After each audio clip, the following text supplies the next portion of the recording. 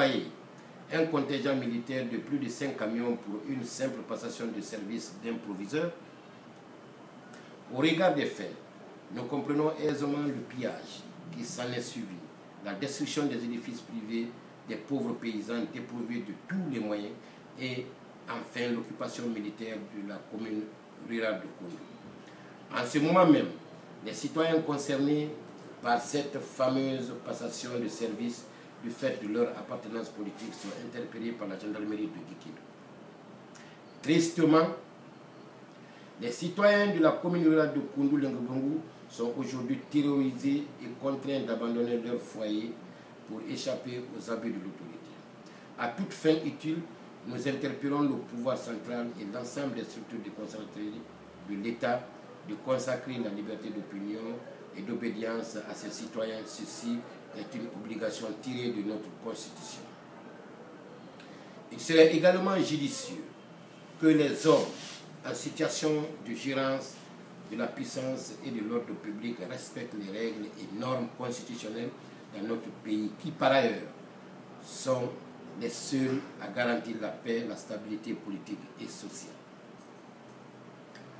C'est dans cet ordre que nous, RDIG, réaffirmons notre soutien à tous ceux qui sont victimes des dérives autoritaires et exactions vexatoires, abusives et humiliantes, et décidons de demeurer solidaires à leur côté pour le respect de la loi. À cette occasion, nous demandons à la population guinéenne la réflexion, l'analyse et une prise de décision ferme face aux futures consultations électorales pour donner une leçon à ces agissements machiavéliques. De façon générale, il est permis de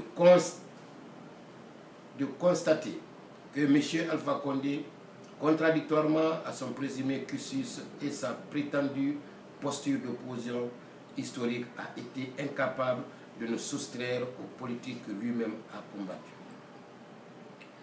En lieu et place du changement espéré et promis, M. Alpha Condé nous offre un régime anachronique et archaïque avec la complicité évidente des transhumants, des transfuges et des petites féodalités locales, permettant ainsi de conclure à un manque total de projets de société et tout simplement de vision permettant d'asseoir les bases de notre développement national dans la cohésion et l'unité nationale et le respect de nos différences.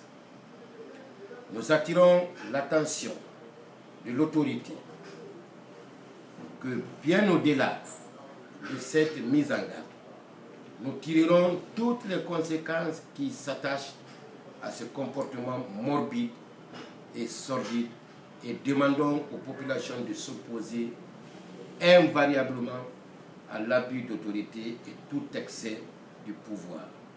Ensemble, tout devient possible. Vive le RDIG, vive les populations désabusées et déshéritées par ce système autocratique. Vive la République de Guinée. Que Dieu protège la Guinée et les Guinéens.